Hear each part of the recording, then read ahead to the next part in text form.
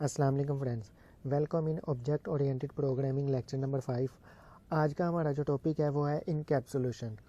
Encapsulation जो है ये इम्पोर्टेंट है शॉर्ट क्वेश्चन के लिए और एमसीक्यूज भी इससे पूछा जाता है। और इसके अलावा ये जब आप वाइवा देंगे तो वाइवे में भी आपसे ये क्वेश्चन किया जाएगा।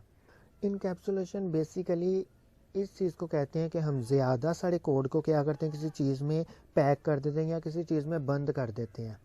ठीक है, अब कोड कितना होगा इससे कोई फ़र्क नहीं पड़ेगा, काफ़ी ज़्यादा भी हो सकता है, कम भी हो सकता है, लेकिन उस सारे कोड को क्या करते हैं हम एक चीज़ में पैक कर देते हैं। उस चीज़ को या उस टेक्निक को कहते हैं हम इनकैप्सुलेशन। अब देखते हैं कि बेसिकली ये होती कैसे है और किस तरह से ये वर्किंग करती है।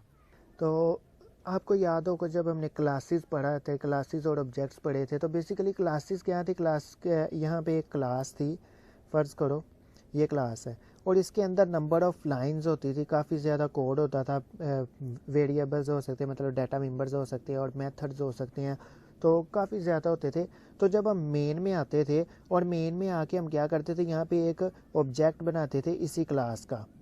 जब हम इस क्लास का ऑब्जेक्ट बनाते थे तो क्या होता था, हम इस क्लास के ऑब्जेक्ट की मदद से यहाँ पर हमारे पास जो क्लास के अंदर जो भी वेरिएबल्स होते थे, या हमारे पास मेथड होते थे, या कंस्ट्रक्टर होता था, या जो भी इंस्ट्रक्शन होती थी जिसको हम कॉल करना चाहते थे, तो हम क्या करते थे, हम ऑब्जेक्ट की मदद से कॉल कर देते थे। एक चीज़ ये, और दूसरी चीज़ ये कि जब ऑब्जेक्ट क्रिएट करते थे तब क्या होता था, इस क्लास पूरी को मेमोरी इनिशियलाइज होती थी। उससे पहले मेमोरी एलोकेट नहीं थी होती उससे पहले, जब तक हम ऑब्जेक्ट क्रिएट नहीं थे करते। जैसे हम ऑब्जेक्ट क्रिएट कर देते थे क्लास का, तो क्या होता था, इसको क्लास को मेमोरी एलोकेट हो जाती थी। तो अगर हम सोचें कि क्या होता है, बेसिकली ये जो क्लास है कंप्लीट, इस क्लास को हमने क्या किया, इस क्लास को हमने सारा इसका जितना भी कोड है उसको इनकैप्सुलेट कर दिया, बंद कर दिया, किसके अंदर, एक ऑब्जेक्ट के अंदर। ठीक है, मतलब जितना भी कोड है इसमें हो सकते हैं 10 मेथड्स हों, 20 हों, 50 हों, जितने मर्जी मेथड्स हों, कंस्ट्रक्टर हों, जितनी मर्जी कोडिंग हो, उस सारी कोडिंग को हम क्या करते हैं, हम एक सिंगल ऑब्जेक्ट के अंदर इनकैप्सुलेट कर देते हैं। जब हम इस ऑब्जेक्ट को कॉल करेंगे या इस ऑब्जेक्ट के साथ क्या करेंगे, हम इस ऑब्जेक्ट को इस्तेमाल करते हुए अपने जितना भी कोड होगा, हमारा मेथड होगा या वेरिएबल्स होगा या जिसको भी हम कॉल करने की कोशिश करेंगे, तो हम इस ऑब्जेक्ट की मदद से क्या कर सकते हैं, उसको कॉल कर सकते हैं। तो ये चीज़ होती है इनकैप्सुलेशन। क्या करते हैं, ज़्यादा जो क्लास का जितना भी कोड होता है उसको एक ऑब्जेक्ट में पैक कर देते हैं, इनकैप्सुलेट कर देते हैं, और उस ऑब्जेक्ट की मदद से हम क्या करते हैं, इजीली कॉल कर सकते हैं अपने मेथड्स को या फंक्शन को या वेरिएबल्स को।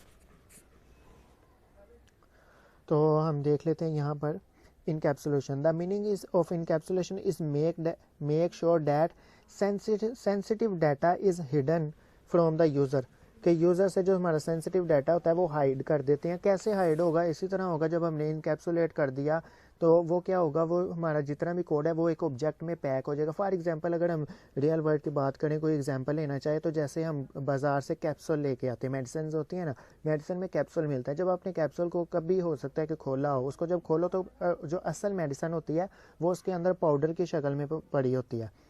तो बेसिकली उस पाउडर को या उस मेडिसिन को क्या किया जाता है, इनकैप्सुलेट कर दिया जाता है, एक कवर में पैक कर दिया जाता है कि कोई उसको टच ना कर सके, या मतलब टच ना कर सके, ख़राब ना हो सके।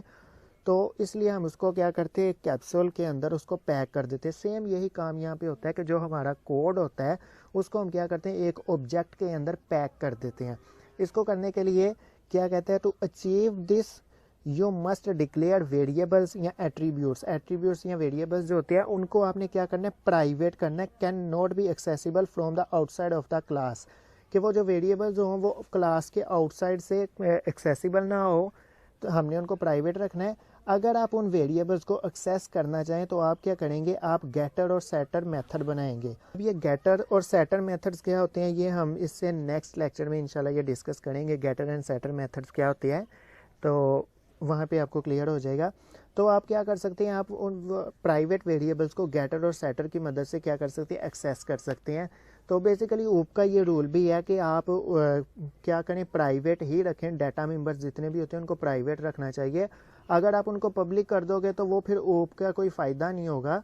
तो ऊप के कुछ रूल्स हैं, आप रख सकते हो पब्लिक, ये बात नहीं है, लेकिन जब हमने उसको पब्लिक ही रखना है तो फिर हमें ऊप को इस्तेमाल करने की ज़रूरत ही क्यों, कि जब हमने सब कुछ पब्लिक कर देना है तो हमने पब्लिक से नहीं करने होते। जो डाटा मेंबर्स होते हैं उनको प्राइवेट रखो, और ज़्यादा जो अच्छी प्रैक्टिस होती है, जो डाटा मेथड्स होते हैं उनको तो पब्लिक रखो, लेकिन जो डाटा मेंबर्स हैं उनको प्राइवेट रखो। अगर डाटा मेंबर्स को आपने एक्सेस करना है from the outside of the class तो उसके लिए पब्लिक गेटर सेटर मेथड्स बनाएं। तो क्वेश्चंस में भी जब वो बात करते हैं तो यही कहता है कि गेटर एंड सेटर मेथड बनाए। तो इस वीडियो में यहाँ तक ही रखते हैं, तो नेक्स्ट वीडियो में हम गेटर और सेटर मेथड्स को डिस्कस करते हैं। तो मिलते हैं नेक्स्ट वीडियो में। अल्लाह हाफिज़।